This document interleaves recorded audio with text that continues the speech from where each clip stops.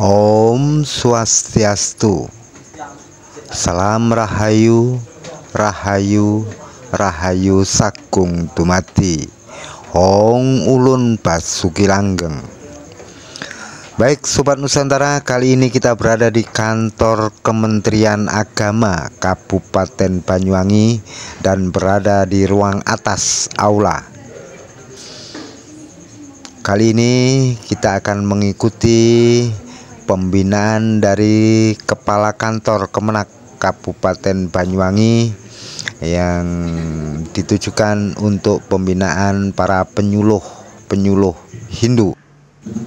Sobat Nusantara, acara ini selain dihadiri oleh Bapak Kepala Kemenak Kabupaten Banyuwangi dan juga dihadiri oleh Bapak Penyelenggara Hindu Kemenak Kabupaten Banyuwangi dan juga para penyuluh, baik penyuluh PNS, P3K dan penyuluh non PNS. Baik Sobat Nusantara, langsung saja mari kita ikuti bersama bagaimana pembinaan dari Bapak Kepala Kemenak Kabupaten Banyuwangi serta Bapak Penyelenggara Hindu Kemenak Kabupaten Banyuwangi. Namun sebelumnya, untuk mendukung channel ini jangan lupa like, share, komen, serta subscribe tentunya. Terima kasih atas atensi Anda dan saksikan hingga selesai. Selamat menyaksikan.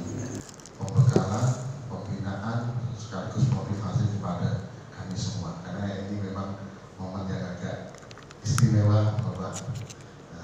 Oleh karenanya kami mohon perkenan Bapak untuk memberikan pembinaan dan arahan kepada kami semua. Waktu sepenuhnya kami aturkan kepada Bapak. Matur nuwun.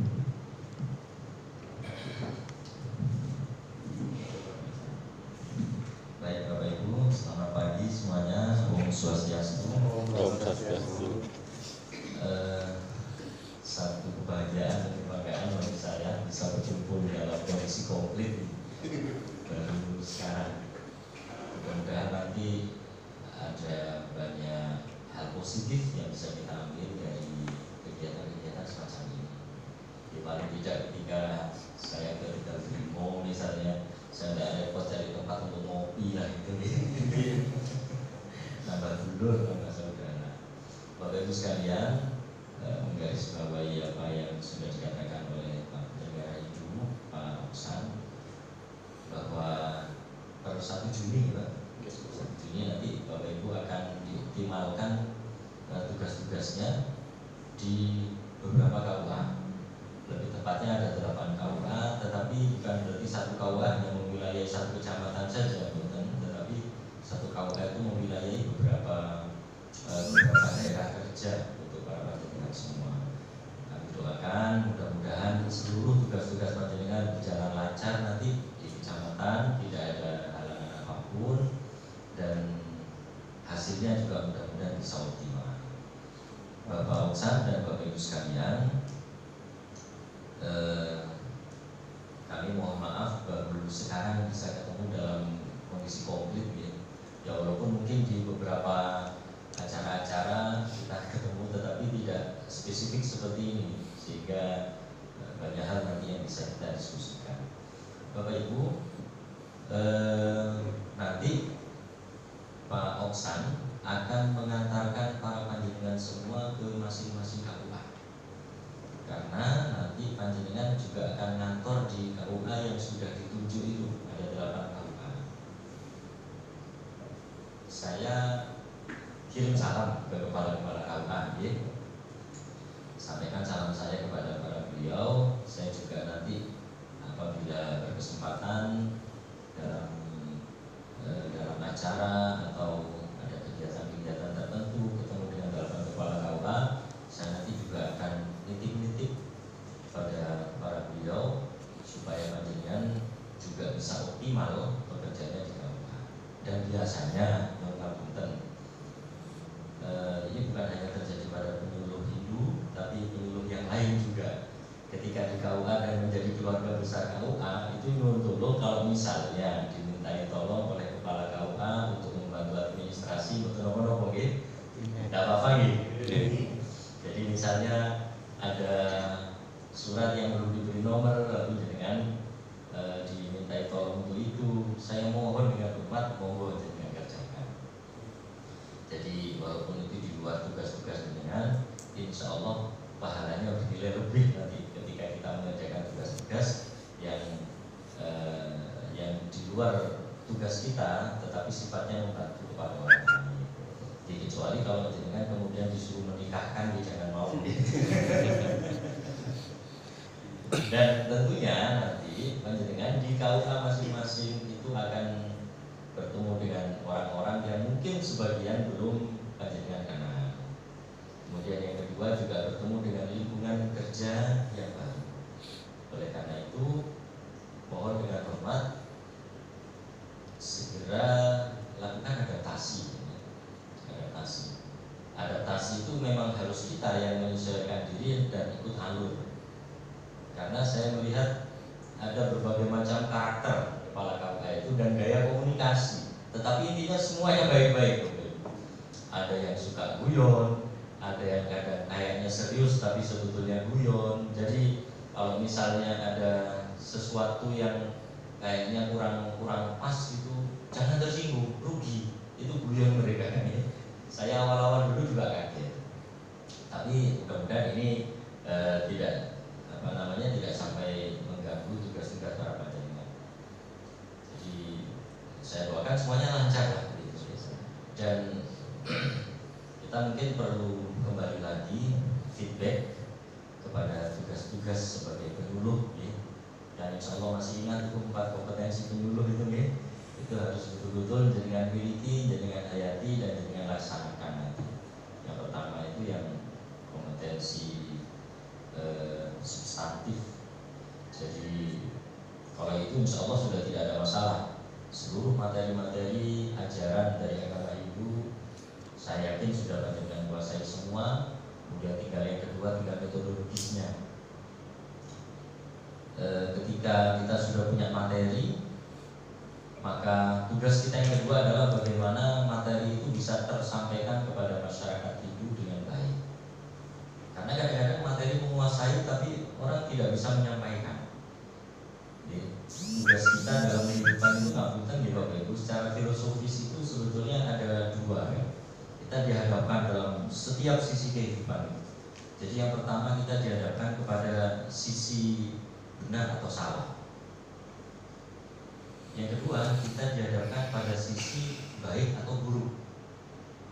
Benar, salah, dan baik buruk ini 2 hal yang berbeda. Kalau benar salah itu ukurannya adalah hukum. Kalau tidak sesuai hukum ya salah. Kalau sesuai hukum benar. Tetapi baik dan buruk itu adalah etika dan estetika. Ini 2 hal yang berbeda. Bisa jadi ketika sesuatu yang salah secara hukum tetapi dilakukan dengan baik, dengan indah, disampaikan dengan indah kepada orang, itu malah bisa lebih diterima daripada sesuatu yang benar tetapi disampaikan dengan tidak baik. Bisa dipahami ya sampai sini? Ini sering kali terjadi. Jadi mengapa orang-orang itu punya kelompok yang sama-sama pelaku tidak kriminal, misalnya gerombolan ini. Itu karena mereka walaupun melanggar hukum, tapi mereka menyampaikan sesuatu itu dengan baik, dengan indah, sehingga seolah-olah yang salah ini jadi benar. Tapi sebaliknya juga sesuatu yang baik secara hukum ketika disampaikan dengan tidak indah, disampaikan dengan tidak baik, ini seringkali akhirnya tidak diterima oleh masyarakat. Contoh, jenengan memberikan penyuluhan dengan marah-marah misalnya, kita tuh harus berbuat baik, awas kamu kalau tidak berbuat baik, ya misalnya begitu. Jadi ancaman-ancaman, tekanan-tekanan dan sebagainya, ini kemudian orang enggan untuk taat ke agama. Pasti dalam mindset atau pikiran masyarakat itu, beragama ini kok ikut ya, lebih baik gak usah beragama, karena akhirnya begitu. Jadi tugas kita itu adalah menyampaikan sesuatu yang benar dengan indah, sehingga misi kita untuk memperbaiki moral masyarakat, misi kita untuk memperbaiki ikatan spiritual antara manusia dengan Tuhan, itu insya Allah dapat terlaksana dengan sebaik-baiknya. Jadi ini yang paling menentukan adalah metodologis tadi. Nah, jadi kan harus punya kemampuan secara metodologis untuk menyampaikan sesuatu yang benar, bisa disampaikan dengan indah, disampaikan dengan baik. Dan ini tentunya memerlukan latihan, memerlukan pembiasaan, dan memerlukan banyak wawasan. Oleh karena itu kompetensi personal yang ketiga juga harus dengan dikuasai. Jadi Bapak Ibu sekalian, seorang penyuluh itu dalam setiap agama, apakah itu Hindu, Islam, Kristen dan sebagainya, biasanya di masyarakat itu adalah tokoh agama di lingkungan itu. Karena tokoh agama, maka pasti menjadi pusat perhatian dan pusat penilaian masyarakat. Sesuatu yang biasa-biasa dilakukan oleh masyarakat, ketika dilakukan oleh seorang tokoh, bisa jadi itu aib. Satu contoh begini, ketika lihat pertandingan voli atau sepak bola, namanya supporter itu urakan kan nggak apa-apa, biasa jerit-jerit, tidak melanggar hukum. Tetapi ketika yang jerit-jerit ini seorang penyuluh Hindu kan menjadi aneh. Jadi secara personal panjenengan ini sudah di branding di masyarakat menjadi manusia setengah dewa lah, kira-kira. Jadi apa yang dilakukan oleh masyarakat awam itu biasa-biasa, tidak sebuah pelanggaran, tidak berakses negatif, tetapi ketika dilakukan oleh seorang penyuluh agama Hindu, ini akan menjadi sesuatu yang aneh. Jadi katakan salah sih tidak, hanya aneh saja. Ada penyuluh jadi supporter terus uraan misalnya gitu. Walaupun ketika ini dilakukan oleh orang-orang awam biasa-biasa saja. Jadi ini kembali ke kompetensi personal tadi, kemampuan personal yang dimiliki yang harus betul-betul bisa menjadi teladan di masyarakat. Ketika Bapak Ibu, kita semua sebetulnya, bukan hanya Bapak Ibu, kita semua termasuk saya, menyuarakan sesuatu, menginstruksikan sesuatu, maka orang pertama yang harus melaksanakan ya yang mengatakan itu. Jadi konsep harus dimulai dari diri sendiri, itu harus betul-betul dipegang oleh kita semua. Pulau nitip nih, apalagi selama ini di mana-mana teman-teman Hindu itu lebih mudah diterima oleh masyarakat. Namun kita tanpa membandingkan dengan agama yang lain, itu lebih bisa diterima di masyarakat karena image yang sudah terpatri di masyarakat itu bahwa agama Hindu ini agama damai.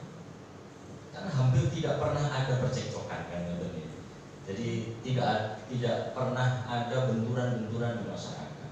Oleh karena itu hal itu yang harus kita jaga bersama-sama. Kemudian Bapak Ibu sekalian, yang terakhir ini hanya mengingatkan mawon karena saya yakin dengan semua sudah sangat paham tentang itu. Kompetensi yang keempat yang terakhir adalah kompetensi sosial. Jadi ini erat kaitannya dengan posisi kita sebagai seorang manusia yang katanya Aristoteles itu adalah zoon politikon. Orang yang pasti hidup bersama-sama, tidak bisa sendiri. Nah, ketika kita sudah berbicara kebersamaan, ketika kita sudah berbicara kemanusiaan, maka gak penting agamanya apa, tidak penting sektenya apa, tidak penting statusnya apa. Apalagi partai atau pilihan bupatinya siapa, gak penting. Pilpresnya milih siapa, bukan penting. Jadi kompetensi sosial ini adalah bagaimana seseorang mempunyai kemampuan untuk melihat semua manusia itu sebagai saudara. Dan ini di semua agama diajarkan. Kemanusiaan harus dijunjung tinggi. Ketika berbicara kemanusiaan, kita lihat tokoh agama manapun, mulai dari Islam, Kristen, Hindu, Buddha, Katolik dan sebagainya, ketika berbicara kemanusiaan, mereka menembus batas. Tidak lagi ada partai tidak ada lagi pembatas-pembatas yang lain, semuanya manusia. Jadi kita ambil contoh yang sangat terkenal ya, yang baru-baru saja wafat seperti Bunda Teresa dari Kristen Katolik maupun Protestan itu. Ya, itu kan terkenal dengan rasa kemanusiaannya yang sangat tinggi. Paus Yohanes itu kemanusiaannya sangat tinggi. Dan ketika beliau berbicara dan bertindak atas nama kemanusiaan, maka beliau tidak lagi peduli agamanya. Semuanya seperti itu. Sama dengan kalau di dalam Islam, Rasulullah Muhammad SAW juga begitu. Banyak kisah-kisah, riwayat-riwayat yang valid bagaimana kehidupan beliau ketika berbicara kemanusiaan. Beliau berani marah kepada sahabat beliau dengan sabda beliau, bukankah dia juga manusia? Ini harusnya menjadi pelajaran untuk kita semua. Jadi tidak mungkin ketika ada orang kecelakaan terjatuh dari sepeda motor butuh pertolongan, kita tanya dulu, kamu Hindu atau bukan? Kamu Islam atau bukan? Misalnya dijawab, iya Pak, saya Islam. Muhammadiyah, NU atau Al-Isyam? Ketika ditanya, saya NU. NU-nya PKB atau P3? Keburu mati. Itu dijawab satu partai lagi, ilmunya Gus Maki apa Bu Ibu? Panjang, belum ditolong mati duluan ya.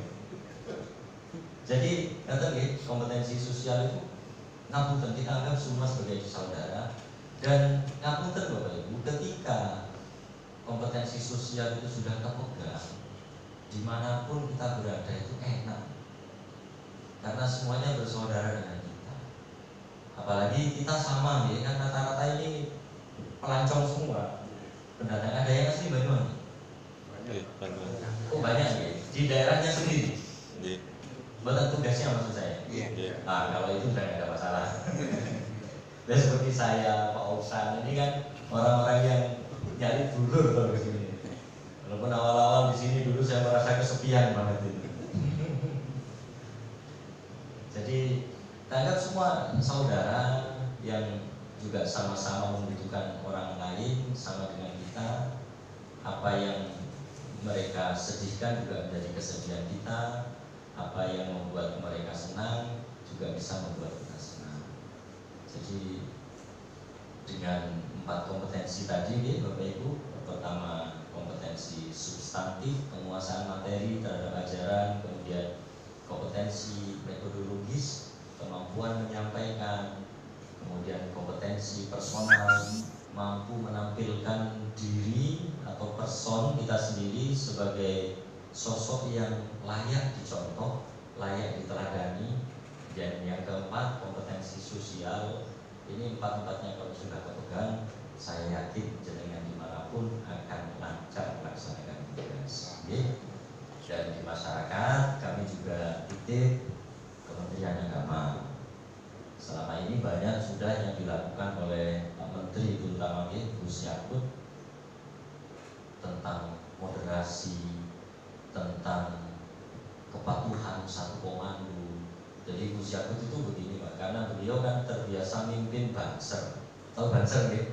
Pasukannya Ansor itu, yang saya sering bojologi mereka. Banser itu pasukan berani mati tapi takut lapar. Ya saya berani karena saya anggota Banser juga. Kalau lain anggota Banser jangan bilang gitu. Jadi beliau sangat menekankan satu komando, satu barisan. Karena kalau sudah ada keterikatan yang erat mulai dari atas sampai bawah, maka semua pasti dalam satu gerakan. Gerakan sedikit saja di bawah pasti akan sampai ke atas, yang nanti akan berpengaruh terhadap organisasi. Jadi dalam hal ini komandan para panjenengan adalah Pak Oksan. Jadi apapun yang nanti dicanangkan oleh Pak Oksan, mohon untuk bisa dilaksanakan dengan sebaik-baiknya. Kalau misalnya ada yang perlu didiskusikan, silakan sampaikan dengan santun. Tidak boleh ada penentangan, gitu. Jadi kita kan berada di dalam birokrasi, Bapak Ibu. Jadi memang ada hal-hal khusus yang harus kita lakukan. Jadi seperti itu. Kemudian saya juga sering kali mengatakan apa yang sering dikatakan Pak Menteri, Menteri itu punya prinsip begini Bapak Ibu. Boleh salah, nggak boleh bohong. Boleh salah, nggak boleh bohong. Ketika Bapak Ibu bertugas melakukan kesalahan, itu masih sangat bisa dimaafkan dan pasti dimaafkan. Tetapi ketika bohong, nah ini berarti ada etika tidak baik.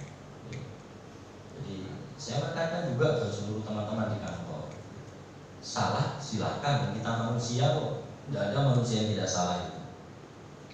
Jadi salah silakan, kita perbaiki, kita maafkan. Tapi kalau bohong, nah ini yang agak sulit. Bukan tidak memaafkan, tidak, tetapi orang yang bohong itu biasanya ada etika tidak baik dan akan muncul kebohongan-kebohongan yang setelah itu. Oke, jadi itu Bapak Ibu yang bisa saya sampaikan. Sekali lagi Pak Oksan, terima kasih sudah mempertemukan saya dengan keluarga-keluarga saya yang luar biasa ini.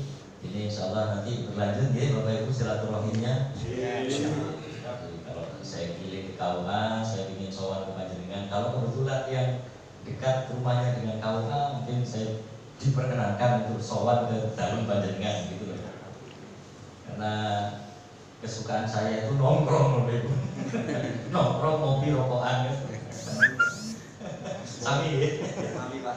Jadi beberapa teman nih di kantor rumahnya sudah pernah kami kunjungi. Malam-malam biasanya jam 8 itu. Saya kan punya tim yang kesukaannya sama gitu. Jadi mohon maaf kalau nanti misalnya saya ingin berkunjung ke rumah Panjenengan atau ke KUA-nya, mohon diterima dengan baik.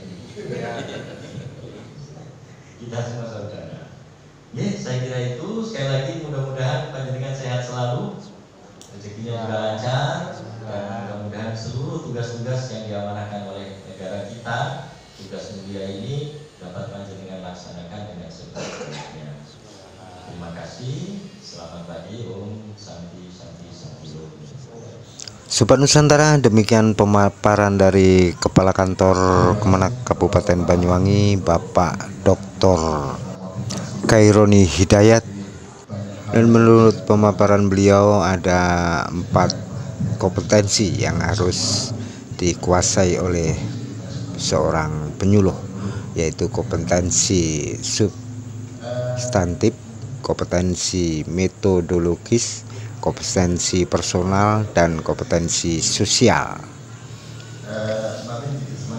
Kompetensi substantif yaitu kemampuan penyuluh dalam mengolah dan mengelola pesan-pesan atau menguasai materi yang akan disampaikan pada umat atau penguasaan materi. Yang kedua adalah kompetensi metodologis, yaitu kemampuan penyuluh memahami objek lingkungan di sekitarnya, karena seseorang yang dilakukan tokoh agama memiliki nilai yang berlebih. Dan yang ketiga, kompetensi personal, yaitu penyuluh mempunyai kemampuan yang berkenaan dengan kemampuan intelektual pribadi. Yang keempat adalah kompetensi sosial, yaitu kemampuan penyuluh bagaimanapun juga manusia selalu hidup bersama dan tidak akan pernah mampu untuk hidup sendiri. Dan ketika sudah berada di ranah sosial, tidak penting agama, ras, suku, dan golongan, bahwa kebaikan itu peruntukannya adalah untuk semuanya tanpa batas agama, ras, suku, dan golongan. Itulah Sobat Nusantara pesan yang disampaikan oleh Bapak Kepala Kantor Kemenak Kabupaten Banyuwangi. Namun jangan di skip dulu video ini karena masih berlanjut. Inilah Bapak penyelenggara Hindu Kabupaten Banyuwangi juga memberikan pemaparan. Selamat menyaksikan. Oh ternyata kita punya orang tua, oh ternyata kita punya lembaga, kan itu kira-kira. Nah, sehingga itu menjadi satu kebanggaan tersendiri.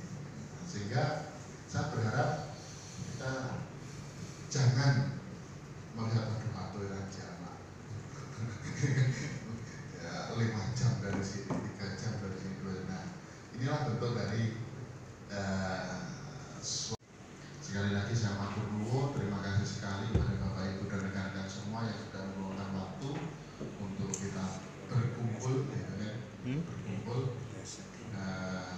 di tengah-tengah kesibukan Bapak Ibu semua, dan mudah-mudahan apa yang kita bahas dan kita lakukan saat ini senantiasa mendapatkan tuntunan dan lindungan dari Desa Yang Dewasa.